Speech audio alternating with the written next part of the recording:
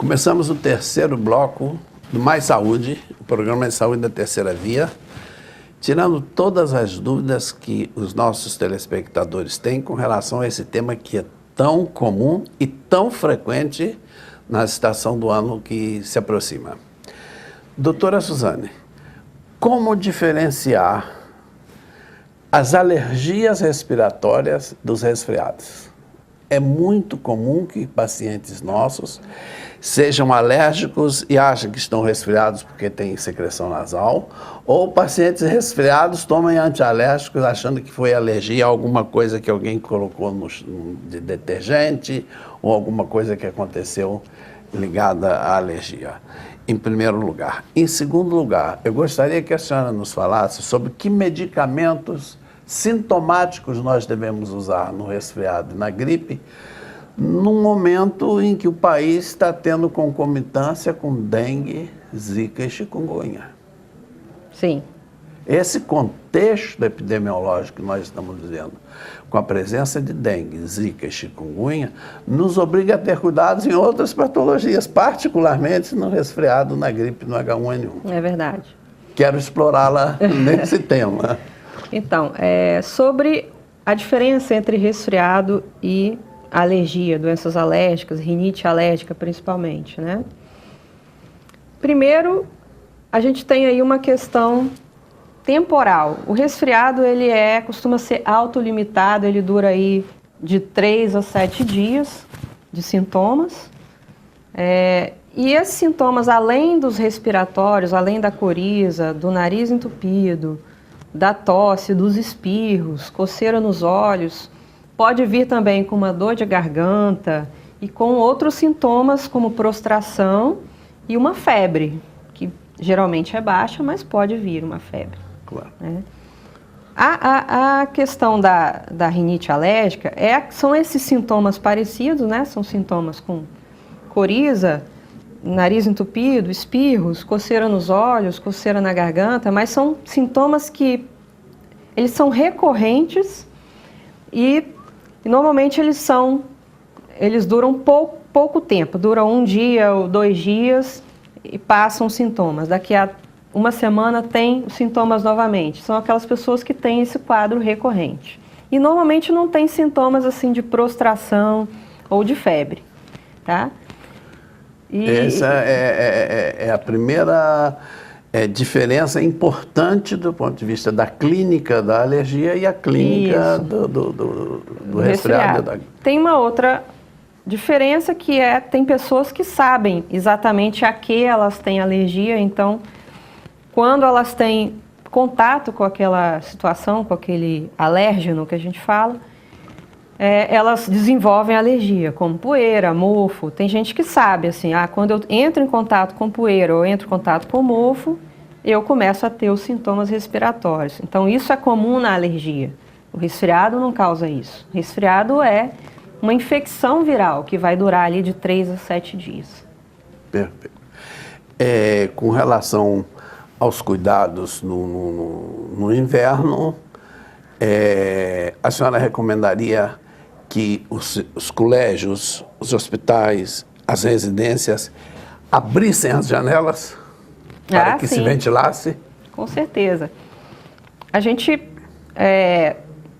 tem que evitar locais de aglomeração, né? E esses locais de aglomeração também, se forem fechados e confinados, isso fica ainda mais evidente, né? Essa possibilidade de contágio fica maior. Então, sim, com certeza, quanto mais ventilado o local, menor a chance de contágio. E neste caso, tanto do resfriado como das alergias, né? Sim, as alergias. Porque a presença também da luz solar também diminui a quantidade de fungos, de ácaros. De ácaros. Então, doutora Suzane, neste contexto que nós estamos vivendo no país, com a presença de Zika vírus da dengue e chikungunya, que cuidados no tratamento sintomático do resfriado e da gripe nós devemos ter para evitar que, tratando um problema de forma inadequada, mas adequada para aquele problema, Mas neste contexto epidemiológico que nós estamos, seria inadequado.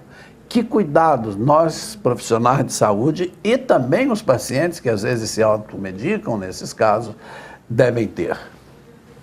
Pois é, muitas vezes os sintomas eles se confundem um pouco e no início da doença a gente ainda não sabe se aquilo pode ser ou não uma dengue, porque pode ter os sintomas sistêmicos, como dores pelo corpo, dores nas articulações, e ainda não ter aparecido sintomas respiratórios, e aí se confunde mesmo com sintomas de dengue, de zika. Então é importante nesse caso que a gente não faça uso de medicamentos anti-inflamatórios e nem de aspirina. Se for fazer analgésico, os principais, os mais indicados são aqueles que não são anti-inflamatórios. Pode ser a dipirona, pode ser o paracetamol. E no caso dos sintomáticos para o resfriado e para a gripe, primeiro a gente tem que manter o nariz bem fluido e bem... Quanto menos congestionado ficar, melhor. Então a primeira coisa que a gente faz, que a gente fala para os pacientes fazer, é lavar o nariz com bastante soro, tá sempre lavando o nariz. Isso vai fazer com que o nariz fique um pouco menos obstruído e toda aquela secreção, aquela sujeira que está ali vai sair. É uma questão de higienização, né? E esse é o primeiro cuidado que nós ensinamos ao paciente que está com sintomas respiratórios.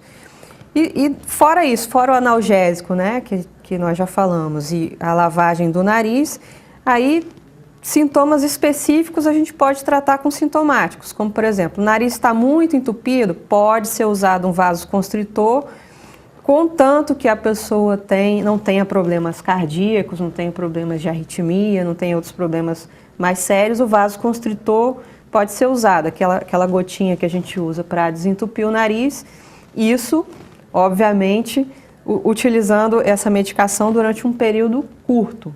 Tá? Utilizar esse tipo de medicação durante um período mais prolongado, isso pode trazer outros problemas de saúde. Então, se for utilizar o vasoconstritor, aquela gotinha, que a gente pinga no nariz para desentupir, tem que ser aí no máximo 5 dias. Tá? E além disso, os sintomas, se tiver com muita coriza, tem a possibilidade de usar medicamentos que diminuem a coriza, como os antialérgicos, mas isso não tem comprovação de que vai melhorar o curso vai diminuir o número de dias de infecção ou vai diminuir a chance de ter uma complicação. O mais importante mesmo é a lavagem do nariz, a hidratação e o analgésico no caso de ter alguma dor, no caso de ter febre, né? Antitérmico analgésico. Eu vou tomar a liberdade de repetir esses últimos cuidados que a doutora Suzane Ferreira nos enumerou, pela importância que eles têm para a nossa população. Nos primeiros dias de sintomas em que ainda não se definiu que seja um resfriado, uma gripe ou uma zika, uma dengue ou uma chikungunya, lembrar-se da orientação da doutora Suzane Ferreira no sentido de não utilizar anti-inflamatórios não esteroides, que são os anti-inflamatórios que se usa para dor nas articulações. Ainda que no primeiro dia se tenha dores articulares.